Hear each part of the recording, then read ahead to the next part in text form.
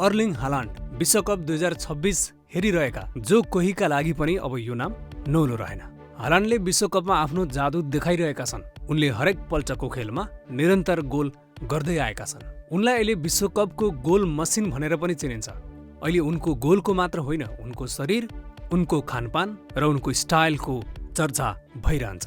आज हामी यिनै गोल मसिन नर्वेका स्ट्राइकर हालान्डको बाल्यकालको सङ्घर्ष, उनको खेल जीवन र सफलताको बारेमा चर्चा गर्दैछौँ। 6 फिट 4 इन्च उचाइ भएका हालान्ड सानो छँदा निकै दुब्ला थिए।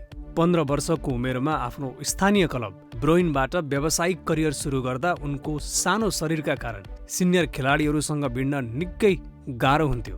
शारीरिक रूपमा कमजोर भएकै कारण उनले विपक्षी डिफेन्डरहरूलाई जित्न खेलको रणनीति र मुभमेन्टहरू गहिरिएर सिक्नु पर्थ्यो।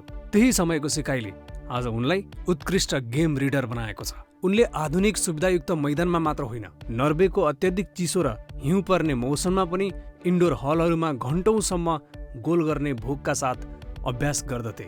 जब उनी 16 वर्षको उमेरमा मोल्डे क्लबमा आबद्ध भए, उनको उचाइ र ओजन निकै तीव्र गतिमा बढ्यो। यो अचानक भएको शारीरिक विकाससँग तालमेल मिलाउन र मांसपेशी बलियो बनाउन उनले कडा मेहनत र विशेष खानपान, जसमा दैनिक 6000 क्यालोरी पछ्याउनु परेको थियो, र उनको उचाइ 6 फिट 4 इन्च भएको थियो। हालान्डले आफ्नो भोक र कडा अनुशासनको बलमा अविश्वसनीय सफलता हासिल गरे।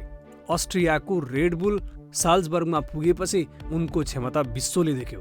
उनले च्याम्पियन्स लिगको आफ्नो पहिलो खेलमै ह्याट्रिक गरे र लगातार 5 खेलमा गोल गर्ने पहिलो किशोर खेलाडी बने। यस्तै जर्मनीको डटमन्डमा पुगेर उनले 89 खेलमा 86 गोल गर्दै आफूलाई विश्वकै उत्कृष्ट स्ट्राइकर साबित गरे। सन् 2022मा म्यान्चेस्टर सिटीमा आबद्ध भएपछि उनले पहिलो सिजनमै 36 गोल गर्दै प्रिमियर लिगमा एकै सिजनमा सबैभन्दा धेरै गोल गर्ने कीर्तिमान पनि बनाए।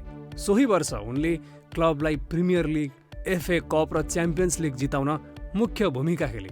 उनले धेरै पटक प्रिमियर लिगको गोल्डेन बुट समेत जितिसकेका छन्। हालान्डले नर्वेको राष्ट्रिय टोलीबाट सन् 1998 पछि पहिलो पटक 2026 विश्वकपमा छनौट गराएर ऐतिहासिक सफलता दिलाए।